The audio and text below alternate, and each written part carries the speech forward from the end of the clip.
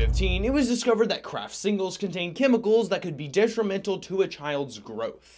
Also, it's not even considered real cheese by the FDA. Even with this knowledge, the product was approved for child consumption by the Kids Eat Right campaign.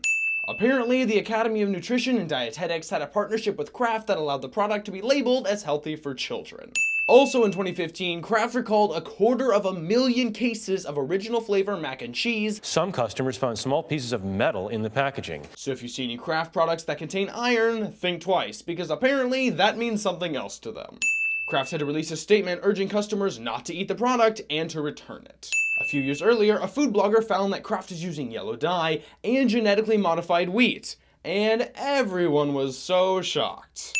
A few months later, Kraft recalled several products containing these things, but the artificial coloring remained in the standard elbow macaroni until March of 2015.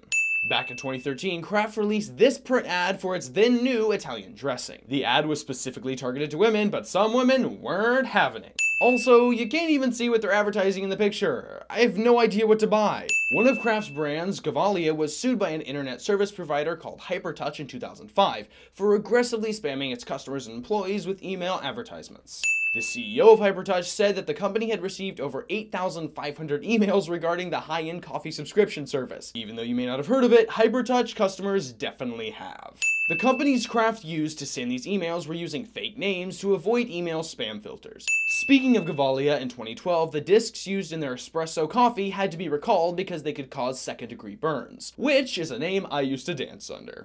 Over the years, several consumers found mold in the Capri Sun packages, which is one of Kraft's brands. One parent said her kid took a sip out of a Capri Sun, he said it tasted funny. She then took a drink and said it tasted like pure alcohol. She then cut open the pouch to find it was filled with mostly mold. Fuck, that's gross. Kraft then took this opportunity to remind consumers that the product is made without artificial preservatives, which contributes to its short shelf life. So they're healthy. Vegan or kosher viewers beware. Jell-O, which is also owned by Kraft, uses collagen in its products to give it its signature jiggle. They commonly use the collagen found in pig skin, which isn't as much of a problem as it is just kind of gross. Now let's talk briefly about the Kraft cheese and Velveeta. Both of these products cannot be legally called cheese, which is why the package says pasteurized prepared cheese product, which is a fancy way of saying not cheese. It's the same reason why Marvel calls Hawkeye a prepared superhero product. Kraft can use this term even though the FDA classified these products as a milk protein concentrate and not cheese. Before 2002, Kraft referred to Velveeta as a cheese spread, but the FDA issued a warning to Kraft to change the name. All of the additives they have to put in it to give it the properties that it has disqualifies it from being real cheese.